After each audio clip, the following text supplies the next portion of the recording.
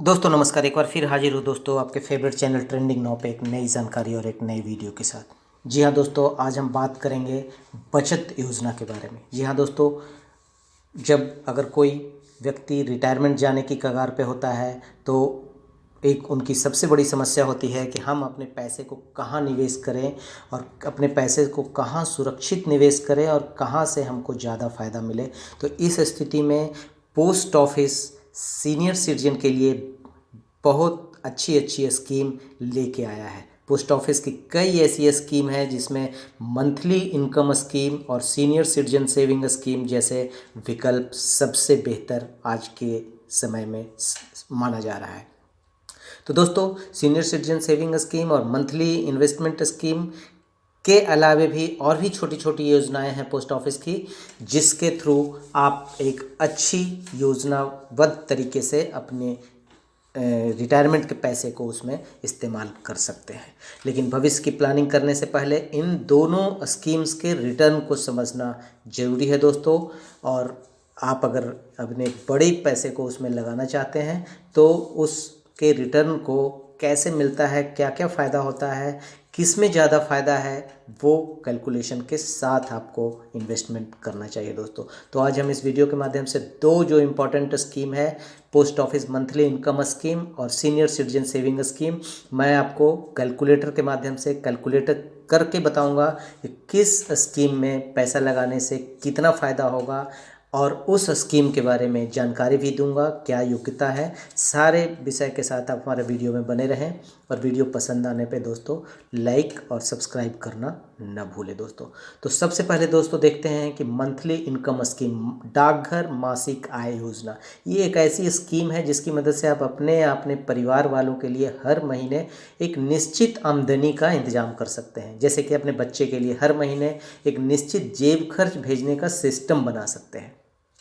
और इसकी जो योजना है वो उसका जो अधिकतम राशि को भी अभी जमा करने का जो निवेश की राशि को भी इस बजट में बढ़ा दिया गया है दोस्तों। तो जो आप जो पैसा जमा करते हैं उसके बदले में 5 साल तक हर महीने आपको एक आमदनी मिला करती है ब्याज के रूप में। यह आमदनी ब्याज के रूप में मिलती है। जो पैसा आपने शुरू में जमा किया था वह भी 5 साल बाद वापस मिल जाता है। इस तरह आपकी जमा रकम भी पूरी बची रहती है और हर महीने आपको एक निश्चित आमदनी भी होती रहती है। पोस्ट ऑफिस की किसी भी ब्रांच में इसका खाता आप खुलवा सकते हैं दोस्तों। अभी देखते हैं दोस्तों कितना पैसा है इसमें जमा किया जा सकता है। तो जो डाकघर मासिक आय योजना post office monthly income scheme में आप कम से कम 1,000 रुपये से लेकर अधिकतम 4.5 लाख रुपए तक जमा कर सकते हैं। और ये जो पैसे हैं 1000 के गुणांक में होना चाहिए, यानी 1000 के बाद 2000, 3000, 4000, 5000, बीच में 1500, 2500, 3500 नहीं जमा कर सकते हैं। तो जो वन सिंगल टाइम जो जमा कर निवेश करने की जो राशि थी 4.5 लाख थी, उसको भी इस बजट में बढ़ाकर 9 लाख रुपए कर दिया गया है दोस्तों। और अगर आपके पास संयुक्त खाता है तो जमा जो इन्वेस्टमेंट की जो राशि है वो 9 लाख रुपए जो पहले थी उसको बढ़ाकर 15 लाख रुपए कर दिया गया दोस्तों। और इसमें ब्याज दर भी बढ़ा के, पहले जो 6.8% ब्याज दर था उसको बढ़ाकर 7.1% कर दिया गया है दोस्तों। तो दोस्तों हम अभी देखेंगे कि इसमें क्या क्या फ़ायदे हैं, कैसे इसको 1 लाख अगर हम जमा करते हैं तो उसमें कितना फ़ायदा होगा और कैसे वो फ़ायदा हमको मिलेगा। उसके पहले जान लेते हैं दोस्तों कि ये खाता कौन कौन खोल सकता है। क्या केवल वरिष्ठ नागरिक ही खोल सकते हैं या और भी कोई खोल सकता है? तो कोई भी वयस्क भारतीय नागरिक अपने नाम पर डाकघर मासिक आय योजना का अकाउंट खुलवा सकता है। आप अपने नाबालिग बच्चे के लिए भी अभिभावक के रूप में अकाउंट खुलवा सकते हैं। 10 साल की उम्र पूरी कर चुका हो अगर बच्चा, तो अपने हस्ताक्षर से अकाउंट का संचालन अगर वो कर सकता है तो वह खुद भी अपने नाम पर अकाउंट खुलवा सकता है, लेकिन बच्चे की उम्र 10 साल से ऊपर होनी चाहिए। अगर आपका बच्चा मानसिक रूप से कमज़ोर है तो उसके भी अभिभावक के रूप में अकाउंट आप खोल सकते हैं, लेकिन इतना ध्यान रखना है कि ये किसी संस्था, समूह या समिति या परिवार के नाम पर अकाउंट ये नहीं खुल सकता है दोस्तों। संयुक्त खाता का क्या क्या कितने प्रकार का संयुक्त खाता हम मंथली इन्वेस्टमेंट स्कीम में खोल सकते हैं दोस्तों? तो ज्वाइंट ए टाइप अकाउंट और joint B type account. Joint A type account है, इस तरह के संयुक्त खाता में पैसा सभी खाता धारकों के हस्ताक्षर से ही निकल सकता है। और ज्वाइंट बी टाइप अकाउंट है, इस तरह के संयुक्त खाता में पैसा किसी भी खाता धारक के हस्ताक्षर से निकल सकता है दोस्तों। इसका मतलब अगर आपने ज्वाइंट अकाउंट खोल रखा है तो उसमें भी दो टाइप हैं, टाइप ए और type B. Type A account है जिसमें सभी खाता धारक, यानी आपने दो लोगों के साथ मिलकर खोला है तो दोनों का सिग्नेचर जरूरी होगा उसमें जमा और निकासी करने में। जबकि ज्वाइंट बी अगर खोलते हैं तो किसी भी एक खाता धारक के सिग्नेचर से उसका अकाउंट ऑपरेट हो सकता है।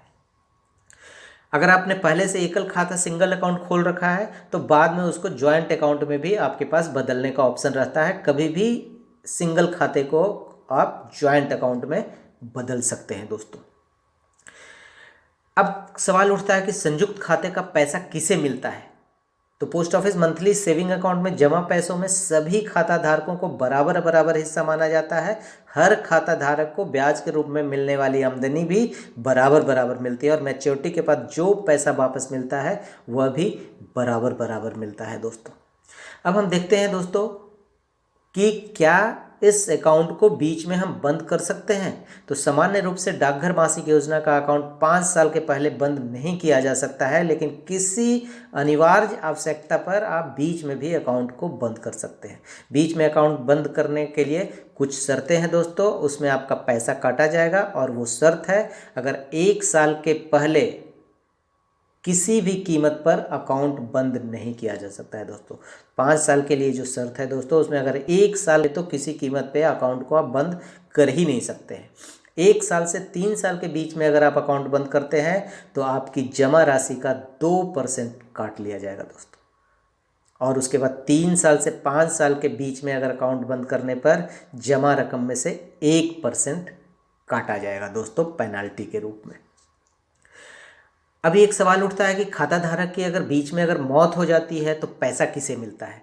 तो अकाउंट की मैच्योरिटी 5 साल पूरी होने के पहले ही अगर खाता धारक अकाउंट होल्डर की मौत हो जाती है तो अकाउंट को बंद किया जा सकता है। ऐसी स्थिति में खाते का पैसा उस अकाउंट में दर्ज नॉमिनी को या कानूनी वारिस को मिल जाता है। नॉमिनी का नाम अकाउंट खुलवाते समय दर्ज कराया जाता है। बाद में कभी ज़रूरत पड़ने पर नॉमिनी का नाम आप बदल भी सकते हैं दोस्तों।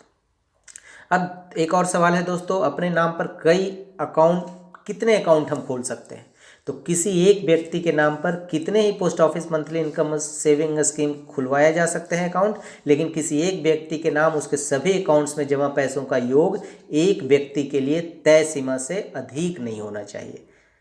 आप एक व्यक्ति के नाम पर post office monthly income scheme कितने भी अकाउंट आप खोल सकते हैं, लेकिन जो आपका तय लिमिट है सिंगल अकाउंट के लिए 9 लाख रुपए और ज्वाइंट अकाउंट के लिए 15 लाख रुपए, उस सीमा से आपके हर अकाउंट की राशि ज़्यादा नहीं होना चाहिए। अगला सवाल है दोस्तों, मासिक आय योजना पर टैक्स छूट का नियम क्या है? Post office monthly income scheme account में मिलने वाली ब्याज पर किसी तरह की टैक्स छूट नहीं मिलती है। इससे आपको मिलने वाली आमदनी पर टीडीएस भी नहीं कटता है, लेकिन जो ब्याज आपको मंथली इंस्टॉलमेंट के रूप में मिलती है उसे सालाना आमदनी के हिस्से के रूप में टैक्स कैलकुलेशन में शामिल करना पड़ता है। तो दोस्तों अब हम देखते हैं कि मासिक post office monthly income scheme का कैलकुलेशन क्या है। ये जैसा कि आप स्क्रीन पे देख रहे हैं दोस्तों, अगर हम 1 लाख रुपए की राशि जमा करते हैं तो ब्याज दर अभी जो बढ़ के 7.1% हो गई। ये 1 लाख इंटर कर दिया दोस्तों, ब्याज दर 7.1%। अब हम कैलकुलेट करते हैं और ये कैलकुलेट करने पे हमारा जो 1 लाख रुपए की राशि जो है कैलकुलेट कर दिया हमने। 1 लाख राशि पे कैलकुलेट करने पे मासिक ब्याज जो है वो 592 रुपये है और जो 5 साल में कुल ब्याज जो आपको है वो 35,520 रुपये आता है दोस्तों। जो सिंगल अकाउंट अगर 4.5 लाख, अगर 2 लाख रुपए करते हैं,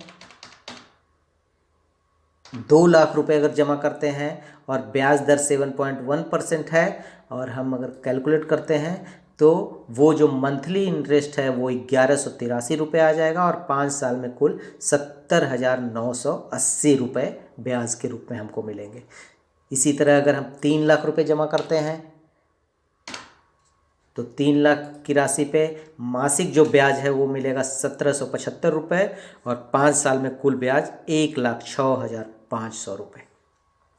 सेम इसी तरह अगर हम 5 लाख रुपए जमा करते हैं तो हमारा जो कैलकुलेशन आएगा दोस्तों वो आएगा 2,958 रुपये पर मंथ और पूरे 5 साल के बाद जो टोटल ब्याज हमको मिलेगा 1,77,480 रुपये 5 साल में 7.1% इंटरेस्ट रेट की दर से post office monthly income scheme का कैलकुलेटर है।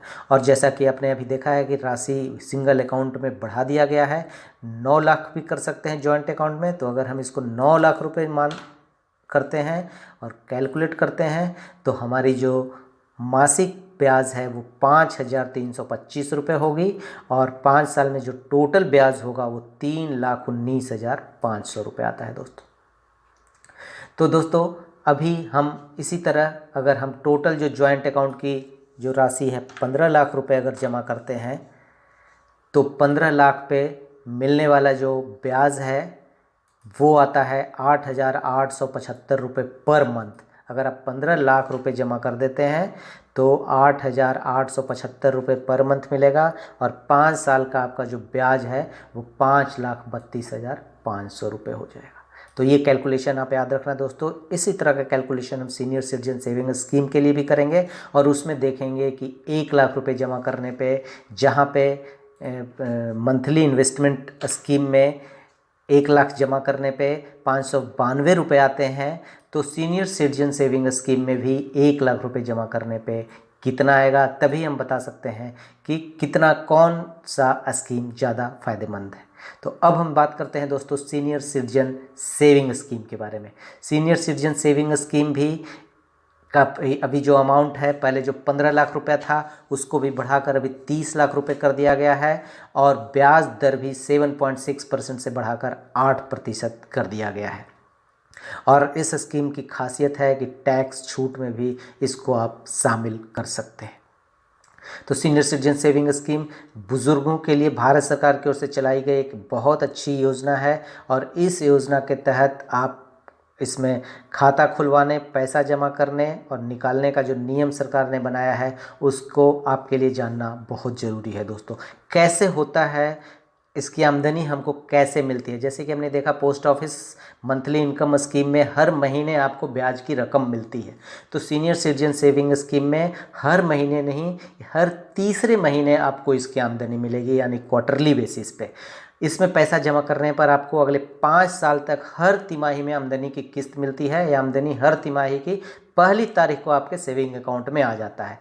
हर तिमाही मतलब 1 अप्रैल, 1 जुलाई, 1 अक्टूबर और 1 जनवरी को आपको ब्याज का पैसा मिल जाता है आपके अकाउंट में। अगर उस दिन बैंक अगर हॉलीडे है तो आपको अगले वर्किंग डे पे आपको पैसा आपके अकाउंट में आ जाएगा दोस्तों। अब 5 साल पूरा होने पर आपकी पूरी की पूरी जमा राशि भी वापस मिल जाती है, क्योंकि जो आमदनी आपको मिला करती है वो आपकी जमा पर ब्याज के रूप में मिलती है दोस्तों।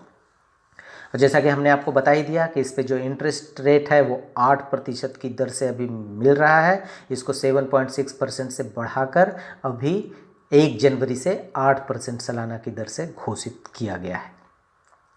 कितना जमा कर सकते हैं इसमें, तो इसमें जमा करने के लिए सरकार ने इस जो लिमिट थी उसको तो 15 लाख रुपए से बढ़ाकर 30 लाख रुपए कर दी है और ये 1 अप्रैल से लागू हो जाएगी दोस्तों। और इसमें आप 1,000 रुपये जमा करके, मिनिमम 1,000 रुपये जमा करके सीनियर सिटीजन सेविंग अकाउंट खुलवाया जा सकता है और अधिकतम 1 अप्रैल, अभी 15 लाख रुपए हैं और 1 अप्रैल से ये 30 लाख रुपए तक मैक्सिमम जमा कर सकते हैं दोस्तों।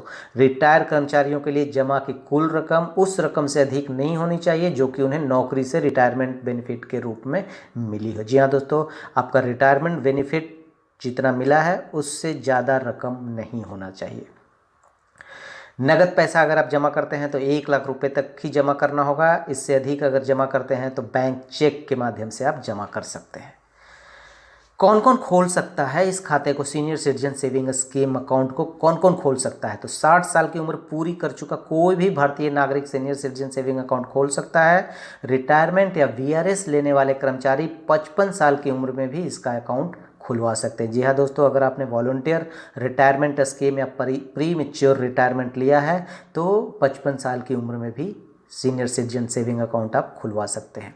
रक्षा विभाग के कर्मचारी 50 साल की उम्र पर भी सीनियर सिटीजन सेविंग स्कीम खुलवा सकते हैं। जी हाँ दोस्तों, अगर आप डिफेंस एम्प्लॉई हैं तो आपकी जो सीनियर सिटीजन सेविंग अकाउंट खोलने का जो उम्र है वो 50 साल मिनिमम भी है, 50 साल में भी खुलवा सकते हैं। ऐसे कर्मचारी का 60 साल की उम्र के पहले अकाउंट खुलवाने की सुविधा इस शर्त पर मिलती है कि वे रिटायरमेंट बेनिफिट प्राप्त करने के 1 महीने के भीतर अकाउंट खुलवा लेंगे। विदेशी नागरिक या किसी दूसरे देश की नागरिकता ले चुके भारतीयों को इसमें खाता खुलवाने की अनुमति नहीं है। जी हाँ दोस्तों, एनआरआई और फॉरेनर्स को सीनियर सिटीजन सेविंग स्कीम में अकाउंट खोलने की परमिशन नहीं है। कहाँ कहाँ खुलवा सकता है सीनियर सिटीजन सेविंग अकाउंट को? तो सीनियर सिटीजन सेविंग स्कीम का अकाउंट पोस्ट ऑफिस या ऑथराइज्ड बैंक जैसे SBI, bank of Baroda, Punjab national bank सब में खुलवाया जा सकता है। लेकिन बेहतर यह रहता है कि आपका जिस बैंक या पोस्ट ऑफिस में सेविंग अकाउंट खुला हो वहीं पे सीनियर सिटीजन सेविंग स्कीम का अकाउंट भी खुलवाएं। इस योजना के माध्यम से जो आमदनी आपको मिलती है वो डायरेक्ट आपके सेविंग अकाउंट में ही ट्रांसफ़र की जाती है।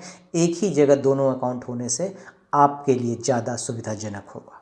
अब एक सवाल उठता है दोस्तों कि बीच में बंद कर सकते हैं कि नहीं इस अकाउंट को? तो आवश्यकता पड़ने पर आप इस अकाउंट को बंद कर सकते हैं, लेकिन बीच में जो अकाउंट बंद करने पर ब्याज में कटौती करके पैसा वापस मिलेगा। और इसका जो शर्त है दोस्तों, अगर 1 साल से पहले खाता बंद करने पर कोई ब्याज नहीं मिलेगा, पहले मिल चुका पैसा भी काट लिया जाएगा। जी हाँ दोस्तों, 1 साल के पहले अगर आप बंद कर देते हैं सीनियर सिटीजन सेविंग अकाउंट को तो कोई ब्याज नहीं मिलेगा। और 1 साल तक जो 1 साल से 2 साल के बीच में अकाउंट बंद करने पर जमा रकम से 1.5% काट कर आपको वापस दिया जाएगा। 1.5% पेनल्टी काटा जाएगा 1 से 2 साल के बीच में अकाउंट बंद करने पे।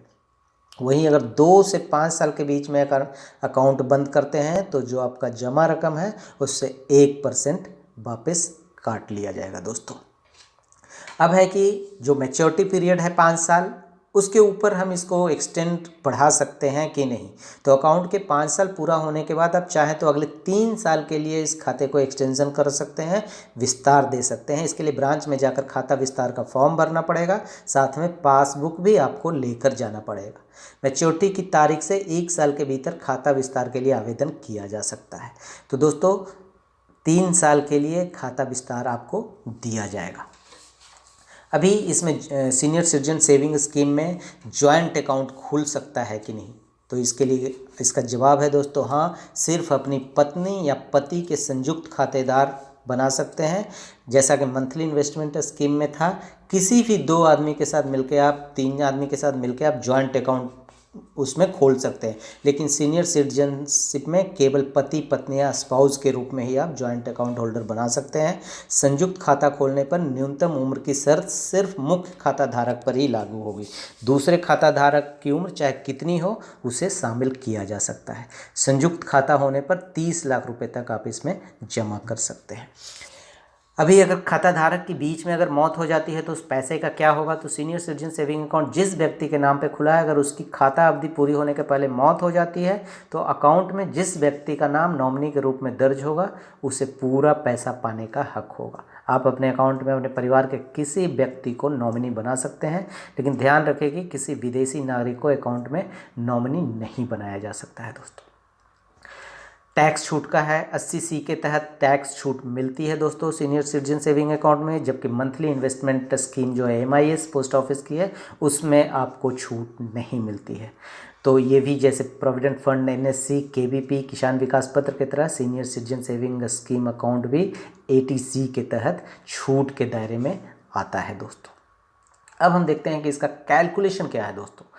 अगर हम 1 लाख रुपए जमा करते हैं तो 8% ब्याज के दर से हर तीसरे महीने पर ब्याज 2000 रुपये मिलता है दोस्तों। और जैसा कि हमने MIS में देखा था दोस्तों, 592 रुपये 1 महीने का हुआ तो 3 महीने का 592 इंटू थ्री